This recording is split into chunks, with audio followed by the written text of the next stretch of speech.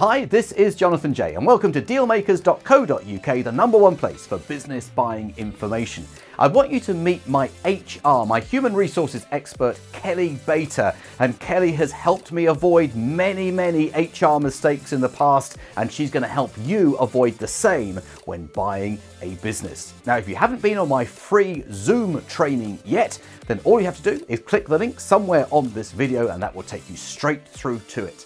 I will see you on the other side.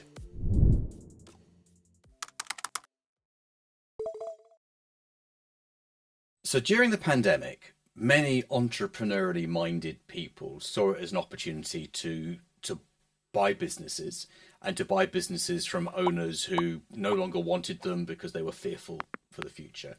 And by buying businesses, you're getting people. You have the responsibility for all those staff, which of course creates challenges, doesn't it? What were some of the challenges that you saw from people buying businesses during the pandemic? So I think it was an incredibly difficult, challenging time anyway in the workplace for individuals, for managers, for owners, everybody.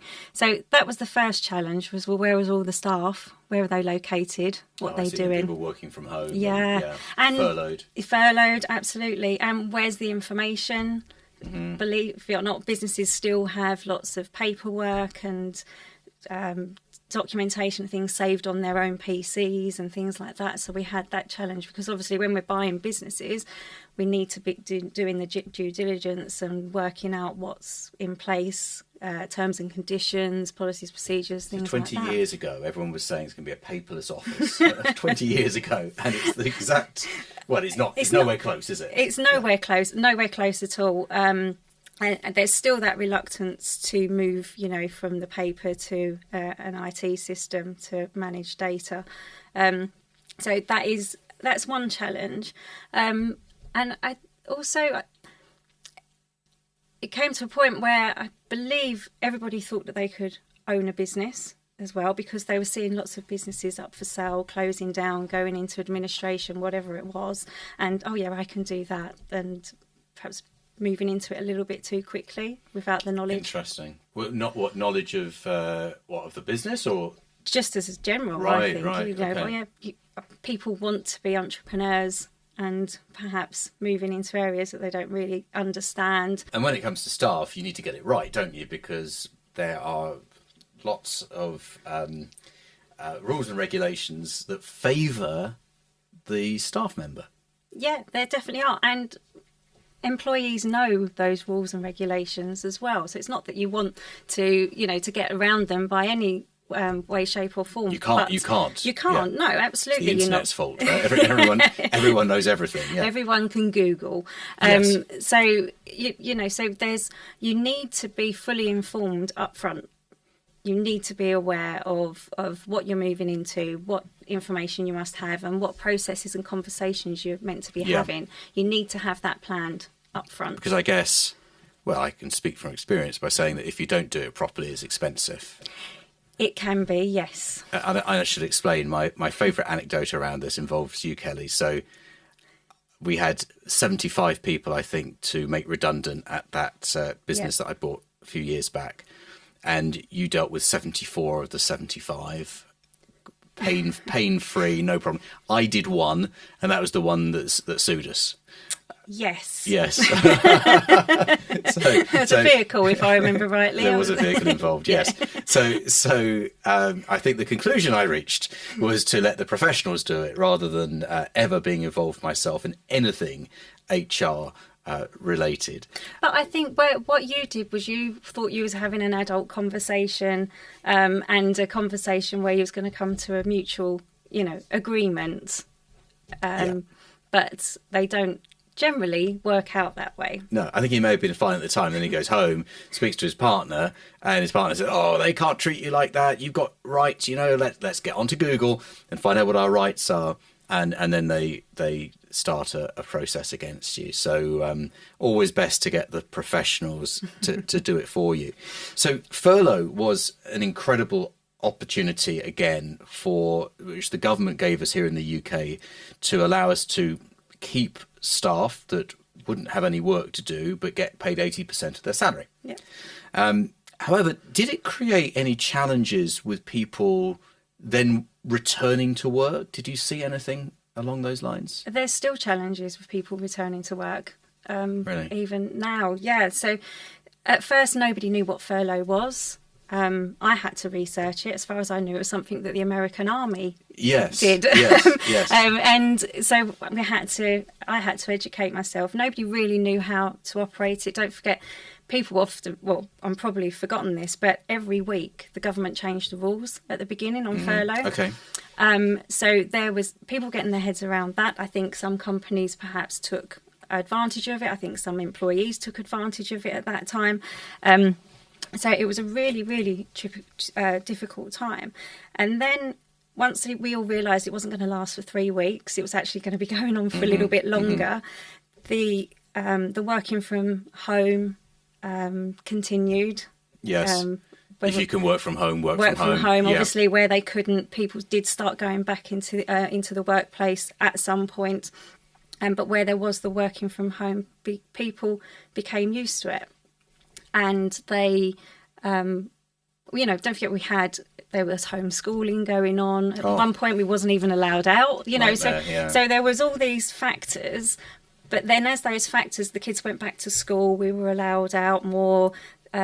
People started to work their daily work lives in with their daily home lives. Before they leave, go to work, come home, and then it became a combination. Yeah. And they made it work. But I think because it was always a short-term solution, companies just went with the flow and allowed it to continue to work, and then and not actually raising the issues around, well, actually, perhaps your output's not quite as good because you are working at home, your performance might not be quite as good. Slightly more lenient, perhaps. Yes, Yeah. and then as people the companies wanted people to come back to work, everybody said, but I can work from home. And then the companies are in a position of, well, actually, it wasn't quite working with you working from home, but we did it because we had to. And we couldn't really say anything because there was no alternative. Yeah, okay. Yeah, I get that, yes. So then there is this challenge then of, well, I've been working this way 6 months, 1 year, Yes. 2 years, whichever. Why do I now need to come? And a new habit forms very quickly, doesn't it? Definitely, yeah. It was 90 days for a habit to Exactly. Yes. Yes. to take place. So yes, and I think people like that flexibility in their lives, but it doesn't always suit the company. Yeah, that's interesting because I'm sure you saw the survey that came out in the last few weeks where it was 80% of staff think they're more productive working from home. 80% of bosses think they're less productive working from home. It's like, well, there's the exact opposite opinion. And it's, who should measure productivity? I suppose the employer should be measuring productivity. Well, yes, because they're the ones But they're that the see ones the who output. are paying for the productivity. Yeah, okay. I can see a bit of conflict there between the staff and the bosses. So did this give rise then to this sort of flexible way of working? Because I know from the acquisitions that I did during that time when so many people were furloughed, was that we'd buy the business but only meet half the staff and not meet the other half. So they couldn't come to the staff meeting. Maybe they attended by Zoom or something, but they couldn't actually come to the staff meeting. We couldn't talk to them apart from maybe on the phone, but it actually was harder for us to integrate and to build a relationship with staff that, yesterday they were working for Debbie and now they're working for Jonathan. So it was very hard to create that relationship that you need to create. Was I alone in finding this, or from your experience, did others find the same? No, you wasn't alone at all. So when it comes to the acquisitions and mergers and TUPE, communication is fundamental in getting the staff on your side. So as soon as you've got a screen in front of you, which is blocking that interaction, then I don't know, we sit on a Zoom meeting, how much are we actually listening when there's a lot of people on there. I don't know. So I think you lose that engagement when it's via screen. I think you can do one-to-one conversations on the screen. That's fine. But when it's the group interactions and communications, it's far more trickier. Sorry for interrupting your video, but I wanted to introduce you to a great lawyer in the UK who can get your deals done for you. He's worked for 50 of my mastermind clients in the last few months alone. His name is John Andrews, and I've got his details right here in my little black book of contacts. You can phone him on 0345 241 2494, or you can email him on johnandrews.deallawyer@jmw.co.uk. If you want someone who can get a deal done, he is your guy. So let's get back to the video. What do you think are the key essentials that anyone who is listening, watching this, who's thinking of buying a business should know when it comes to the people aspects? Because, the people can make or break a business. I did an interview earlier with someone who asked me what the hardest part of buying a business was, and it's the people aspect. So what does someone need to know that keeps them completely legal and not open to, well, I suppose you can't protect yourself completely, but limits, I suppose, the challenges? It's definitely information and data. So so funny enough, I had a call a couple of weeks ago with somebody. I'm buying a business, it's going through in the next couple of weeks, and someone said to me I should speak to someone from HR. I think he'd been buying it for the last 4 or 5 months, and it hadn't occurred to him that he needed some advice from the HR side of things. And I said, we've got to have all of the employee data, well, as much of the employee data we can, given data protection legislation, but the terms, conditions, policies, procedures, so this is salaries. copies of their contracts, start date, age, salary, current salary, benefits, yeah.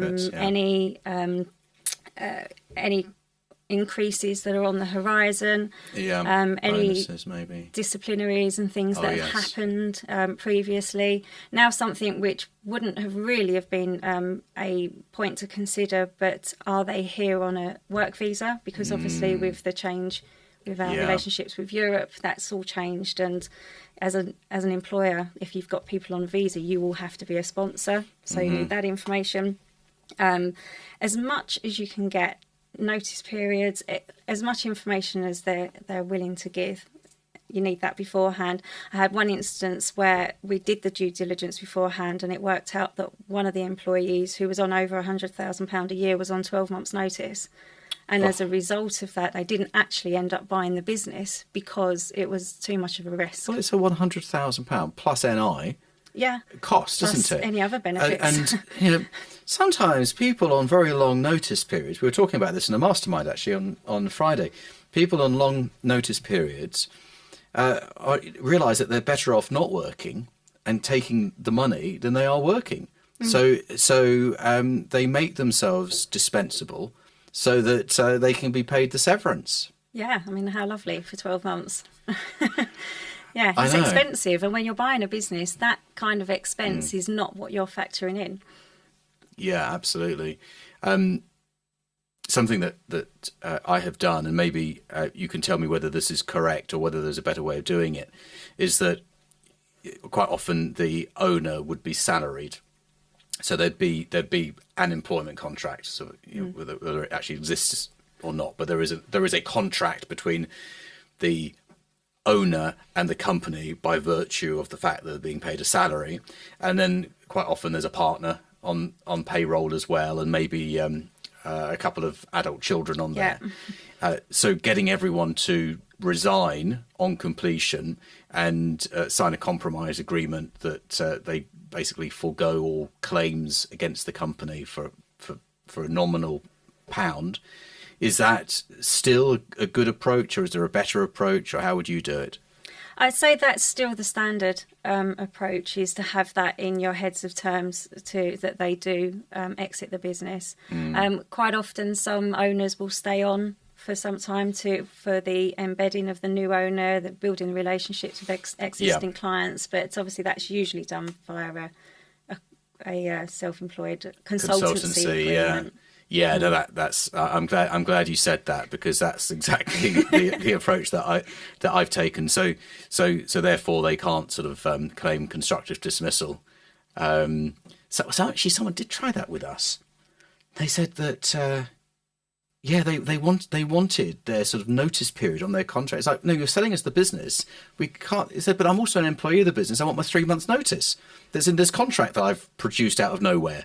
And we said, well, that's absolutely never going to happen. And they gave up on that one pretty quickly. Yeah, I mean, that's part of the negotiations on the settlement agreement is what settlement you're coming to.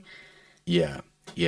So from the perspective of the business buyer, if they get all of that data that you've talked about, so all that information, and it's one huge spreadsheet, what do they then do with that information? They've got the info from the seller. What do they do next?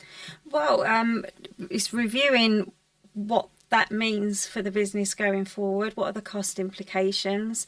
If there are any restructures or anything that's going to happen, what does that mean for that? You obviously, as part of the TUPE process, if you're going to be making any changes at any point, we need to be consulting that beforehand and informing the employees that there will be these changes.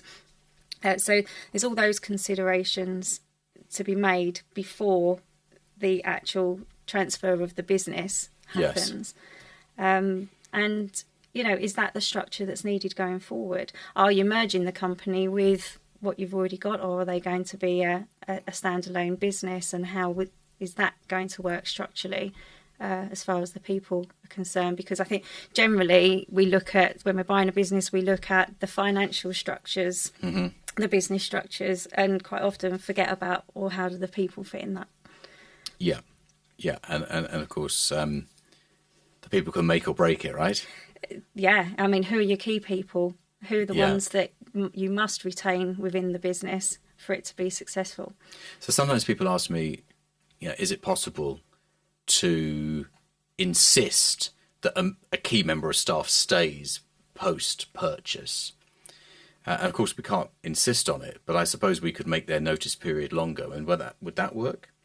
So that's a change in terms, so that would be consulted. Usually there would be some kind of reward for agreeing to that, I would suggest, making it attractive for the person to stay. And really, if they don't want to stay, why don't they want to stay? And I think no matter how much money you give somebody, if they're mentally not interested, you could pay them for that time and not get the most out of them. So it's building a good relationship with that person early on as possible is recommended, so that they want to stay.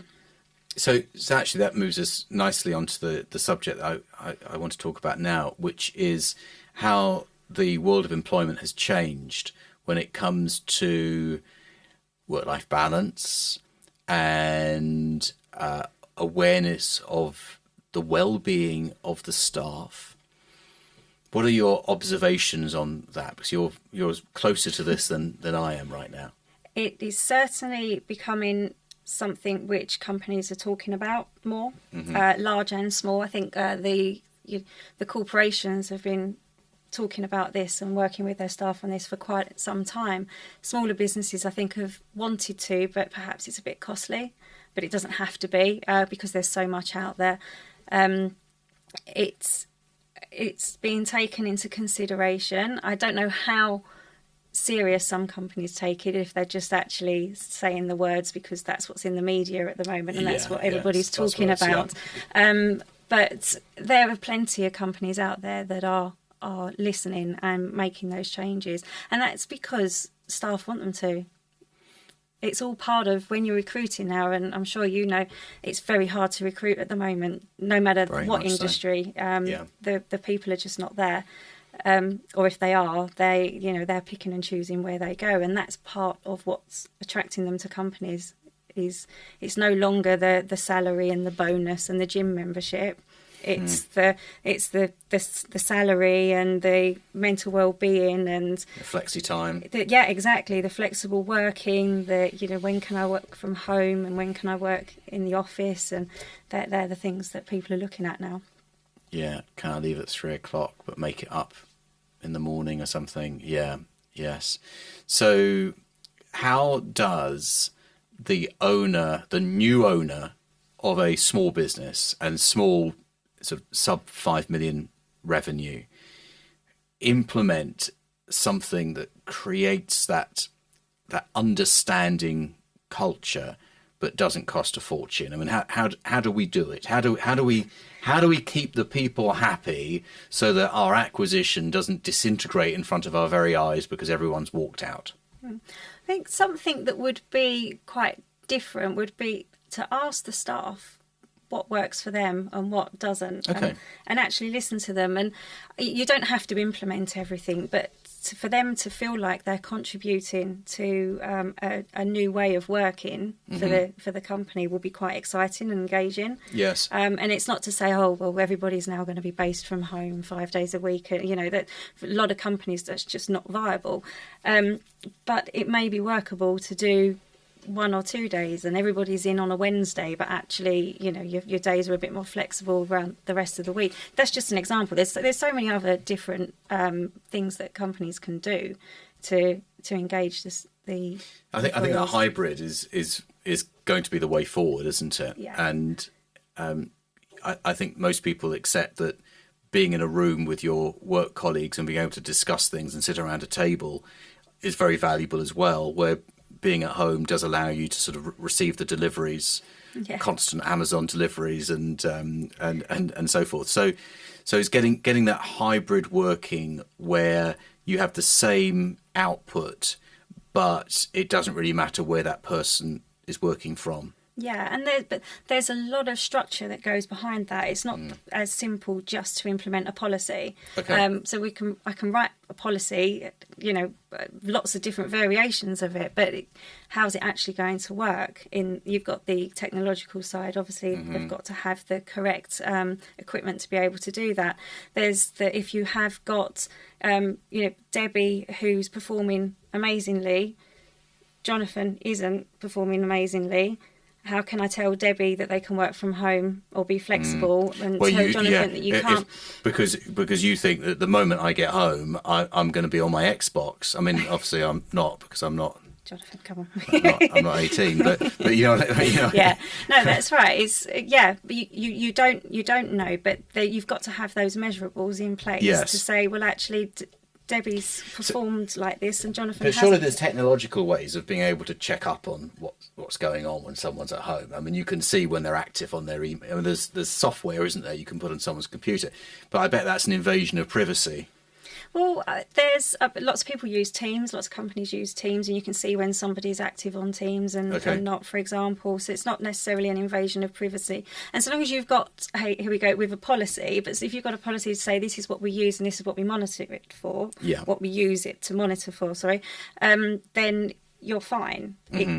Again, you've got to have somewhere written down on how you're going to use it, what you're going to use it for, and that's going to be used as part of the performance monitoring. Yes. But it does bring in a whole new processes as well, which, your performance management, and they all need to be linked. You can't just have a process for this, process for that, process. It's all got to be tied up. It's interesting. Minefield. Yeah. Oh, interesting for you, a minefield for me. And what about this whole I was about to say 4-hour work week. That was a book, but 4-day work week. Yeah. So there's a couple of large companies that are trialing that at the moment. Names skip my memory, but they're giving it a go at the moment, and I believe it can work. It depends on the industry, doesn't it? Really, it's and is it that the 4-day week is everybody works the same day, so we're all shut on a Friday, or is it that you've got a full complement of team at some point throughout the week?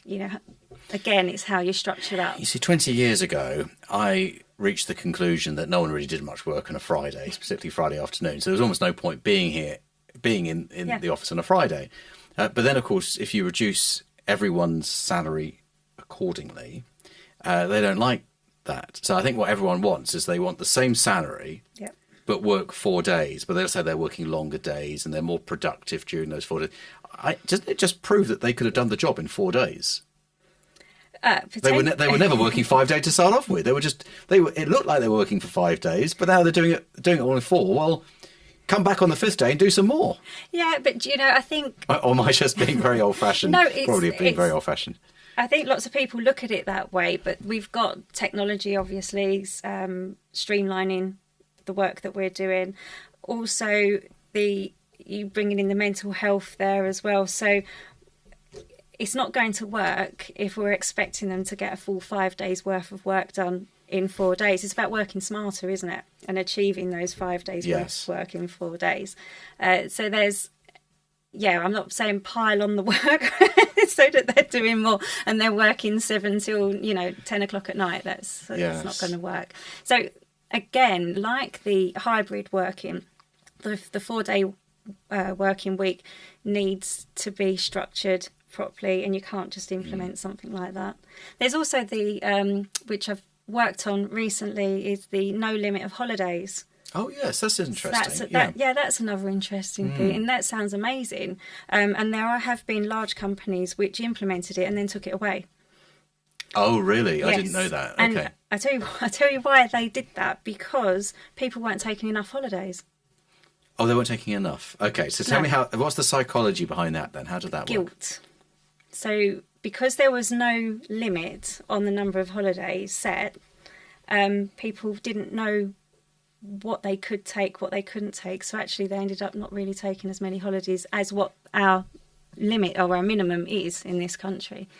But an incredibly strong incentive for if you're looking at two roles that are similar and one says there's no limit on the amount of holidays you can take, that makes that job way more attractive, doesn't it? Definitely does. Yeah, it does. And then you get there and you're, oh my God, I don't know how many days holiday I can take.